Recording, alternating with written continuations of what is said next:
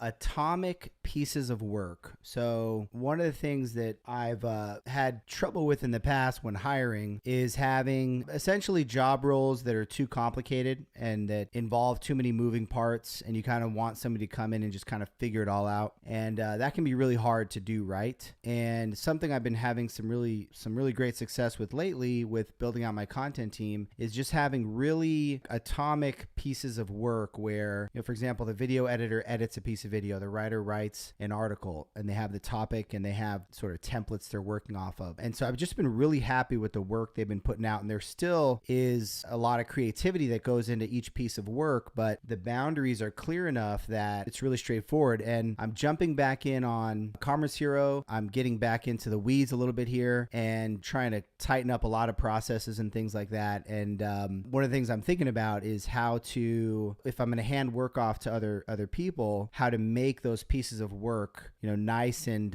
atomic, nice and clean pieces of work. Even, for example, from a support perspective, I'm trying to make sure that every time there's a support question that's asked, we have a doc in the system that responds to that question. So then, the support function can sort of transform into really just mapping docs to support tickets. And that seems like a much more straightforward approach to handing off support, which can be complicated. Handing off support can be a tricky thing to do. So yeah, that's just something I've been thinking about. I think that there's something really interesting in there in creating pieces of work that are atomic, that are really well defined. And I think within that context, you can get some really great work done.